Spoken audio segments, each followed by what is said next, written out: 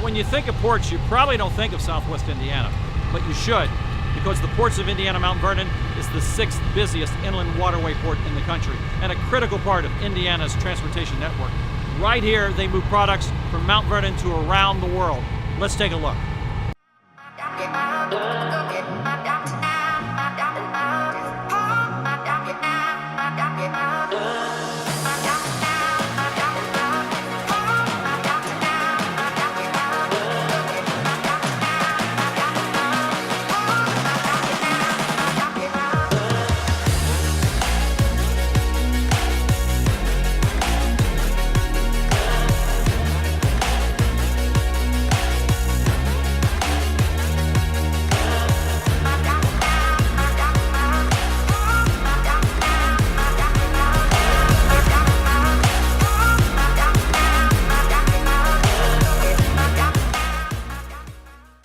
Here today with Phil Wilzbacher. He's the director of the Ports of Indiana-Mount Vernon. Phil, thanks for being a part of this today. I mean, the Ports of Indiana, a critical piece of Indiana's transportation network. We don't always think of ports themselves. I mean, how did the port come about? Well, to begin at the beginning of the Ports of Indiana, we have to go back to 1961, Greg. And at that point in time, the Indiana General Assembly enacted legislation that created the Indiana Port Commission, which today is known as the Ports of Indiana. Our first port was opened in 1970 on Lake Michigan at Burns Harbor. From that point going forward, state leaders set on a mission to look at creating a second port on the Ohio River. Some local business leaders, along with the rally of then State Senator and future Governor Robert Orr, convinced the state to do a feasibility study for a port in southwest Indiana. The results of that study produced Mount Vernon as the site. So our second port, Port of Indiana-Mount Vernon, officially opened in 1976. You know, it's certainly done an amazing amount of business here, right? This year, you've done 4.7, 4.8 million tons of cargo. You're on pace to set another record. I mean, why is there so much activity here at this port? It's interesting to note that the past 3 years have been annual record tonnages. And the encouraging part of coming into 2018 is that during the first 6 months of this year, the tonnage our port companies are putting through the port is up 36%. The key drivers of this increase in tonnage has been coal, grain, soy products, salt, and minerals. Well, what kind of products? Beyond, you do a lot of aggregate materials, but you also become a destination point for products coming in to other parts of Indiana and the Midwest. I mean, give us a feel for the kinds of products that you ship in and out of the port. Okay.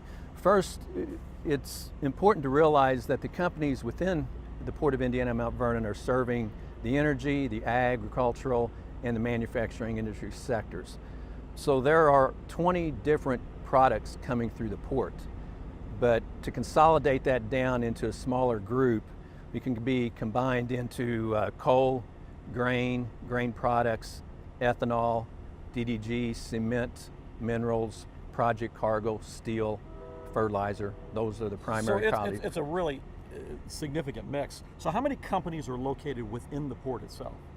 Today there are 12 companies located in the port, but there are more companies utilize the port than just the companies located here. So you don't have to be in the port to utilize the ports of Mount Vernon? That's correct. As a public port, any company can use and ship product through the port.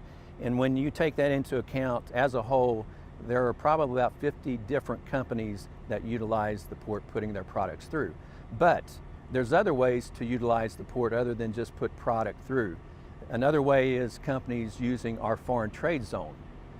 You have companies like Toyota, AstraZeneca, Best Home Furnishings have each set up a sub-foreign trade zone at their production facilities to be able to gain the benefit of reducing their import duties on the components that they're bringing into the U.S.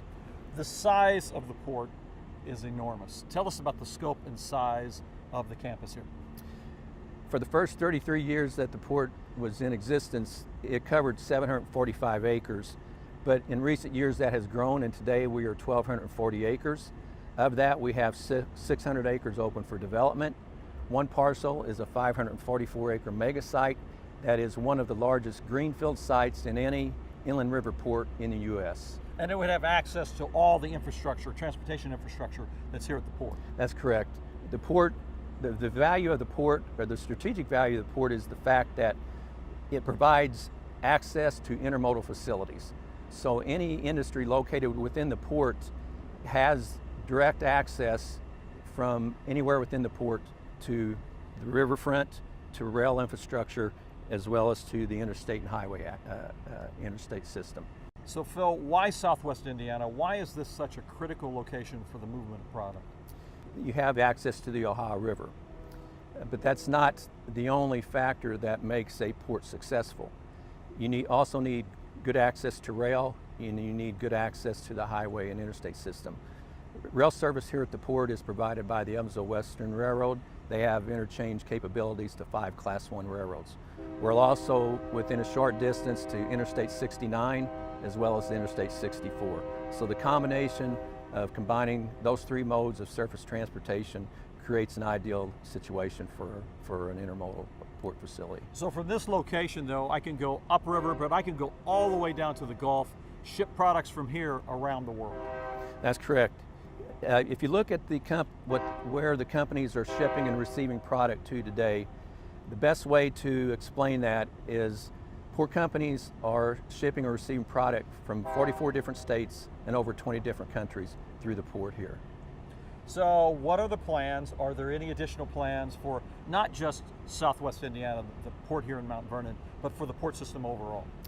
Going forward, there are a number of projects that the Ports of Indiana has underway that really holds true to our mission of making investment in multimodal facilities that will help grow Indiana's economy. At one of the projects we're working on is we're determining the feasibility of starting a 4th port in southeast Indiana. At our other 2 ports, Burns Harbor and Jeffersonville, we have projects underway that will expand our capabilities to handle additional volumes of bulk cargoes. Here at Mount Vernon, I mentioned the fact that we had 600 acres open for development.